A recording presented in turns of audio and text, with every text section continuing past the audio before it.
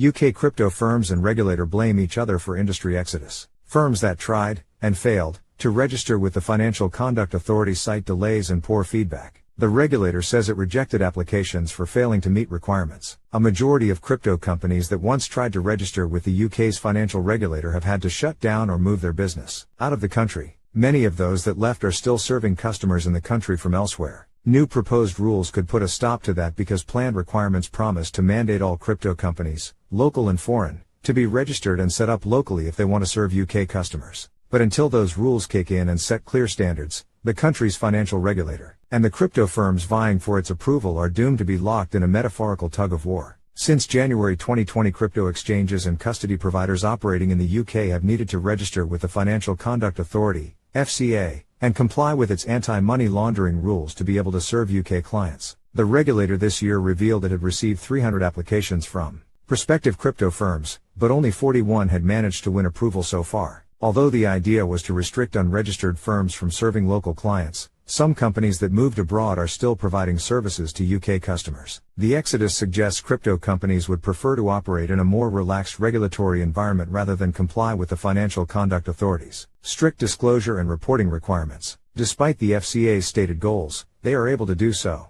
But some of the companies that didn't end up receiving full approval with the FCA argue the registration process was made difficult by long wait times, a lack of feedback and, as some described, unfair treatment by the regulator. Some companies have actually very sadly told me that they've sort of given up in the process and gone elsewhere. Lisa Cameron, chair of a cross-party parliamentary group for crypto in the UK, told CoinDesk in a January interview. Those companies are large companies who want to do the right thing and want to engage in a very constructive way. CoinDesk spoke to 17 crypto companies, lawyers, consultants and lobbyists about the FCA's crypto registration regime. Representatives from exchanges Exmo, Global Block, Sex and Bitylicious confirmed to CoinDesk that their companies had decided to serve UK clients from elsewhere after failing to register with the FCA. The FCA has said it's not to blame. Many firms that failed the registration process did not provide sufficient evidence they had robust anti-money laundering and anti-terrorist financing systems in place, FCA Director of Payments and Digital Assets Matthew Long said during an interview with Barron's Live on January 19. We work with crypto firms throughout the process to make sure they understand our expectations and provide feedback on their application, the FCA said in a December email to CoinDesk. 39 crypto firms have already gained registration, which shows these standards are achievable.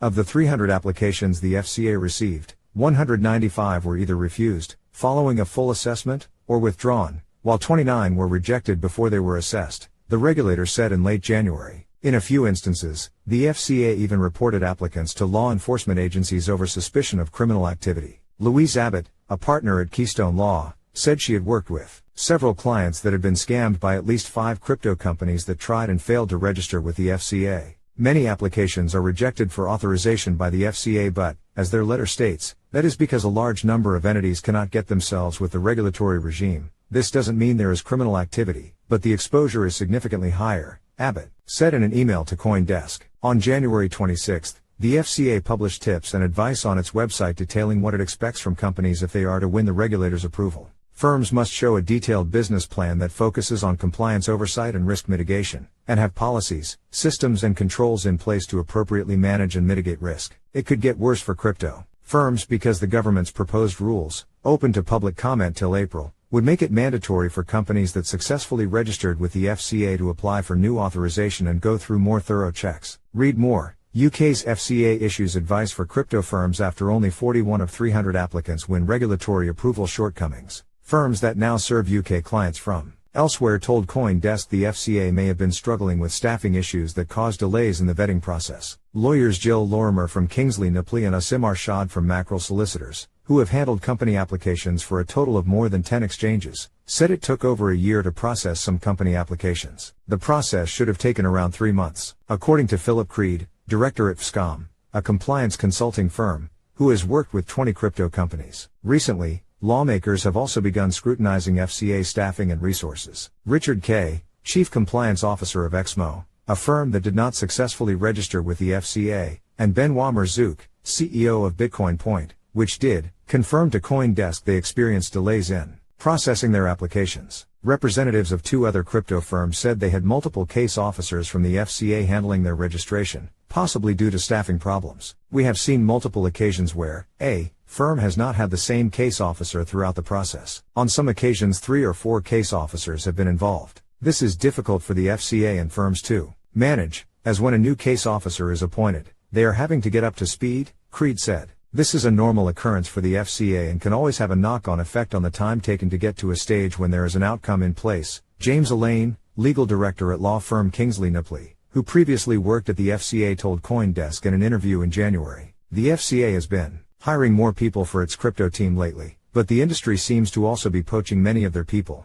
Cameron said at the November Financial Times crypto event. Compliance hiring tripled for some crypto companies early last year as more regulations came into the space off the back of a crypto bull market. Spokespeople from 2 companies who spoke to CoinDesk on the condition of anonymity, fearing retribution from the FCA, said the regulator was not always reasonable in the way it assessed crypto registration applications, and in some cases came across as hostile. 7 crypto professionals, including Lorimer, K., and Adam Jackson, director of policy at fintech lobby group Innovate Finance, told CoinDesk that when the FCA started its registration regime, the regulator was simply not ready for the barrage of applications that came its way. 2 company representatives who spoke to CoinDesk on the condition of anonymity, fearing retribution from the FCA, said the regulator was not always reasonable in assessing crypto applications. They said that the FCA was looking for excuses to get crypto firms to leave because they were not ready to oversee the sector when they started the registration regime. Crypto companies also felt the FCA did not provide adequate feedback during the application process when applying,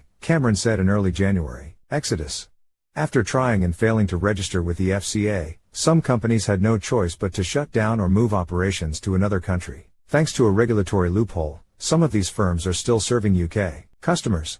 Many firms have set up somewhere else and on occasion are still offering services to UK customers, said Creed. Crypto exchange Bitylicious dropped out of the FCA's temporary registration regime, TRR, which was designed to let companies continue operations in the UK while working towards full approval, and moved to the Isle of Man, according to its CEO Mark Warren. "Indeed, we do serve all clients around the world apart from sanctioned countries from the Isle of Man, including UK customers," Warren said in a written statement to CoinDesk. Warren said in November that his company would consider moving back to the UK if he felt like regulators were assessing crypto companies from a neutral perspective instead of assuming they are guilty of wrongdoing. UK-based Sex.io, which dropped off the TRR regime on May 31, 2022, is serving its UK customers through its British Virgin Islands subsidiary, said Jonathan Wykes, managing director for UK and Europe at Sex.io, in a statement last year.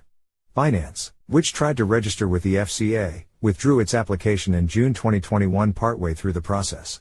The FCA said in August that the exchange had complied with its requirements but was not capable of being effectively supervised. Daniel Trinder, Binance's vice president of government affairs in Europe, told UK lawmakers in November that the company still served people based in the UK via Binance.com. Read more. FCA said Binance had complied with its requirements, but was not capable of being supervised operating in a gray area. Existing rules do not prevent firms from providing services to UK customers from abroad, where regulators may have a more relaxed approach. The money laundering regulations are not clear on whether having customers based in the UK is enough to require registration, Creed said. The FCA's guidance could be interpreted as the requirement for registration falling only on firms that have a physical presence in the country, according to Creed. This means firms without a UK presence could legally be allowed to offer their services to UK residents, Creed said, adding that he believes firms offering services to local customers should be required to register with the FCA. But the ambiguity could be damaging to customers, Abbott said. Taking FTX as an example,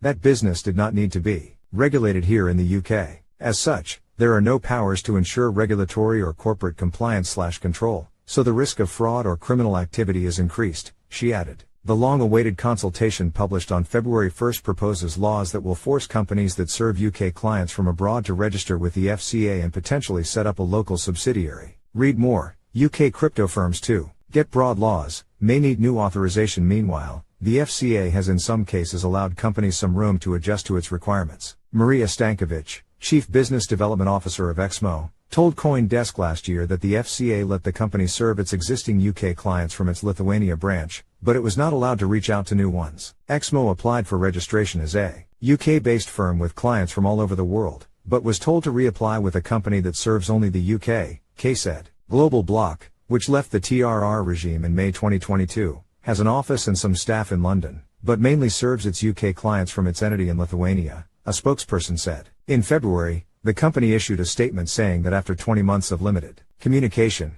the FCA had issued the company a warning which suggested it was going to refuse its application at the time. "We are naturally disappointed with the FCA process as it is being currently applied," said Rufus Round, the then CEO of the company, in the February statement. Global Block is planning on reapplying with the FCA in early 2023, a spokesperson said. The FCA said it does not comment on individual cases. It takes two.